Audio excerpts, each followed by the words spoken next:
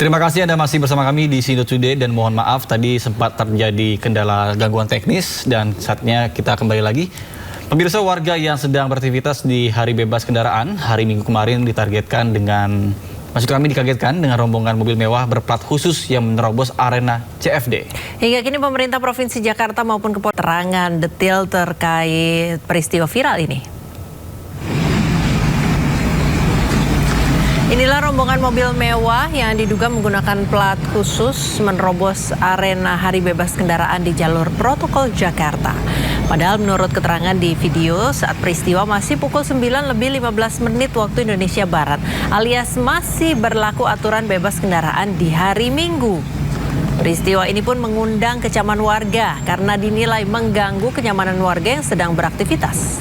Hingga kini belum ada keterangan lebih lanjut dari pemerintah Provinsi Jakarta maupun kepolisian terkait diskresi kepada rombongan mobil mewah yang masuk arena CFD ini.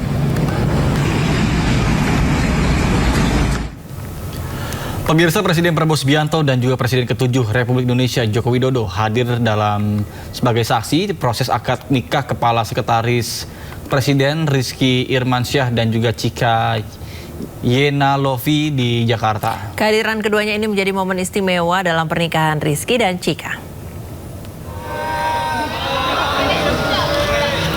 Suasana hikmat dan haru mewarnai prosesi akad nikah Kepala Sekretaris Presiden Rizky Irmansyah dan Chika Yenalovi di Jakarta. Presiden Prabowo Subianto dan Presiden ke-7 Republik Indonesia Joko Widodo turut hadir dan menjadi saksi dalam proses akad nikah kedua mempelai. Di tengah padatnya tugas kenegaraan, Prabowo turut hadir dalam salah satu momen paling personal dan berharga dalam kehidupan Rizky.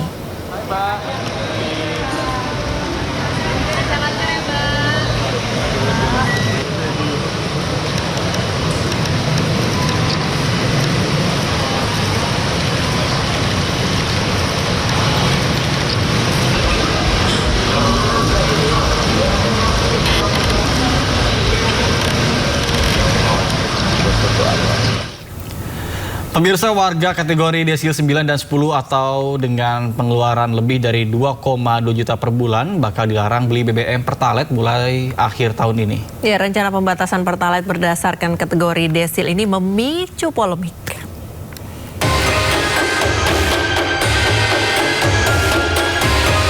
Banyak orang kaya masih beli BBM subsidi. Pemerintah bakal mengatur ulang penjualan Pertalite. Rencananya warga sangat kaya dan super kaya yang berada di kategori desil 9 dan 10 bakal dilarang beli BBM Pertalite mulai akhir tahun ini.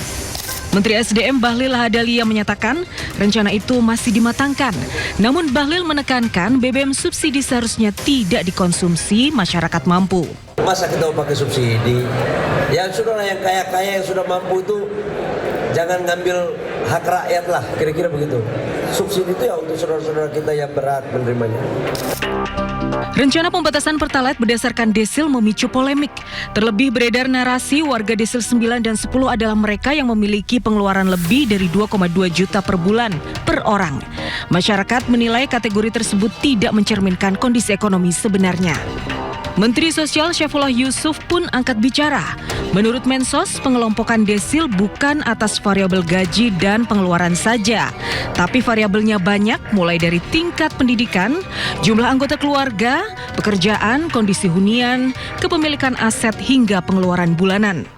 BPS ya akan mengukur dan kemudian menentukan keberadaan setiap keluarga atau setiap individu dalam desil-desil itu, mulai dari desil 1 sampai desil 10. Sejak awal kami sudah sampaikan bahwa desil ini dinamis, ya karena data ini dinamis. Sebelumnya, BPS menyebut desil 9 dan 10 merupakan kelompok masyarakat di peringkat 20% teratas dari sisi kesejahteraan ekonomi. Selama ini kelompok sangat kaya dan super kaya masih banyak beli BBM subsidi. Akibatnya negara harus menanggung subsidi BBM hingga ratusan triliun rupiah setiap tahun. Pembatasan Pertalite bakal menghemat anggaran subsidi hingga 17 triliun rupiah per tahun. Tim Liputan iNews melaporkan. Pemirsa, desil merupakan pembagian kelompok keluarga berdasarkan urutan tingkat kesejahteraan. Lalu siapa sajakah yang termasuk ke dalam kelompok desil 9 dan 10 ini? Ini dia informasinya.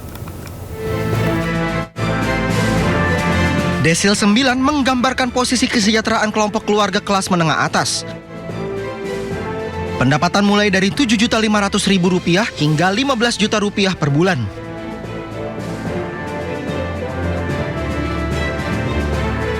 Sementara untuk desil 10 menggambarkan posisi kesejahteraan kelompok keluarga atas dengan pendapatan lebih dari Rp15 juta per bulan.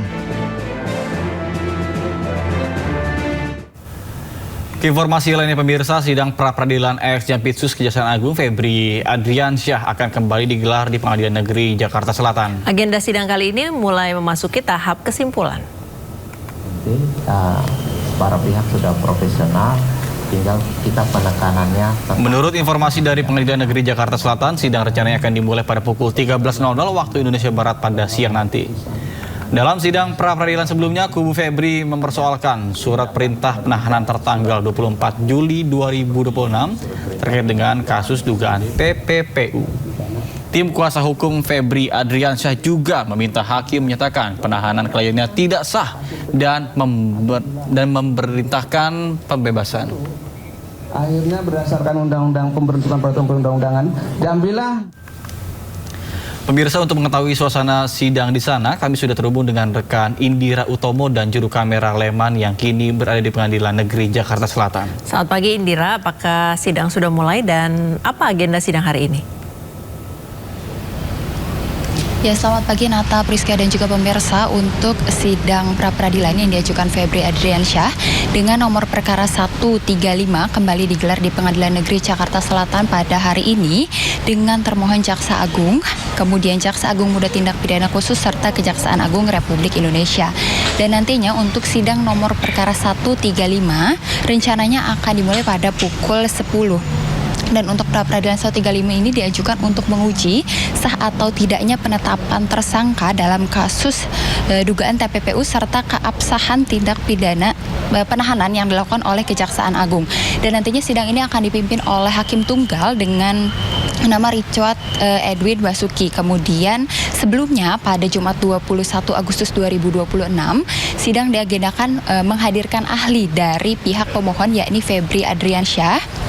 Dan di sana juga dibahas bahwa beliau merupakan mantan Dirdik Jampitsus, yakni Jasman Panjaitan. Ia memberikan keterangan semasa dulu mengenal Febri dan ia bertindak sebagai atasan, yakni menjabat Kepala Subdirektorat Tindak Pidana Korupsi. Jasman juga menjelaskan bagaimana mekanisme penanganan perkara berdasarkan pengalamannya selama menjabat menjadi Direktur Penyidikan Jampitsus. Dan beliau juga menggarisbawahi bahwa menurutnya laporan mengenai dugaan korupsi itu harus disusun di tingkat Kepala Subdirektorat, kemudian dijadwalkan ekspos. Dan ekspos ini merupakan salah satu tahapan penting yang cukup krusial untuk dilewati sebelum adanya penetapan tersangka.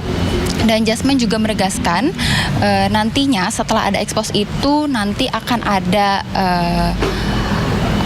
agenda begitu dengan para pimpinan untuk menetapkan status tersangka begitu. Dan hari ini nantinya sidang akan dilanjutkan dengan pemberian berkas berupa bukti-bukti dan juga adanya ahli dan saksi dari pihak Kejaksaan Agung sekitar pukul 10. Dan kemudian untuk nomor perkara 134 nantinya akan dilanjutkan pada pukul 1 siang dengan agenda pembacaan kesimpulan. Sementara itu Nata dan juga Priska. Ya, baik, terima kasih Indira Utomo dan juru kamera Leman melaporkan langsung dari Pengadilan Negeri Jakarta Selatan. Selamat bertugas kembali. Ya, pemirsa, usai sudah Sindo Today hari ini dan jangan lupa Anda bisa mendapatkan informasi terkini dan terbaru di kanal YouTube Sindo News atau melalui portal menghadirkan berita daerah, nasional dan internasional lengkap di sindonews.com. Mewakili kerabat kerja yang bertugas, saya Nata Arman dan rekan saya Priska Papiliaya pamit undur diri. Terima kasih dan sampai jumpa.